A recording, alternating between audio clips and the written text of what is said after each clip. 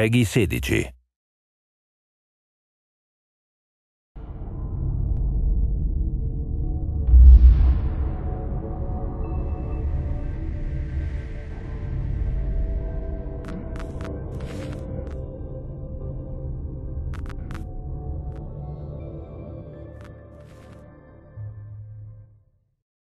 Brink takes place on the Ark. It's an immense artificial floating city at sea, built as part of a contemporary green vision, but now existing in 2045, and having lost contact about 20 years beforehand with the rest of the Earth, it exists in complete isolation, with what were originally sustainable resources now in limited supply.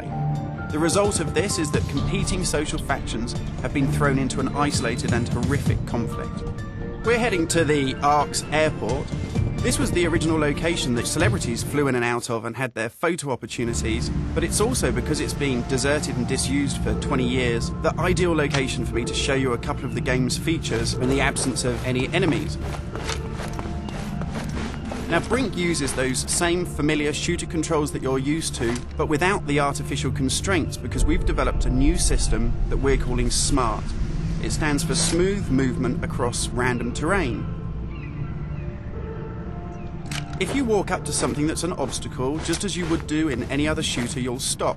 But if you want to try and indicate to the game that you want to get somewhere as quickly as possible, using this SMART button, you're able to vault, mantle and climb with ease. And this is a cool system for helping you navigate through the game, but it's not an autopilot. You don't enter a canned animation that you can't get out of. It's great for advanced players too.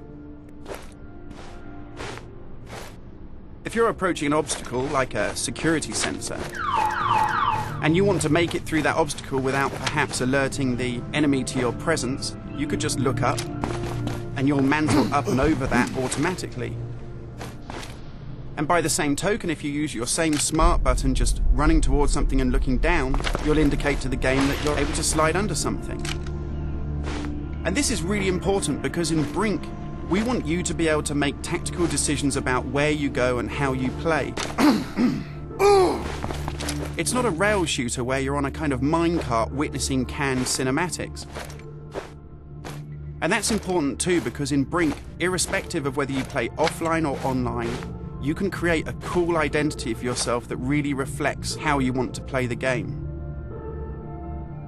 So in Brink, you take on a combat role that suits your preferred playing style, whether you're on the front line attacking the enemy or perhaps at the rear doing support. You'll take part in military objectives as part of a coordinated squad. And when you complete these successfully, you'll earn experience points that allow you to unlock cool upgrades for your weapons, really cool abilities that suit the way that you want to play, and also cool outfits that reflect what a badass you are. And you can do this irrespective of whether you play offline in traditional single-player style mode with no internet connection, or play cooperatively with up to 7 friends, or go online and play fully where the entire game is full of strangers.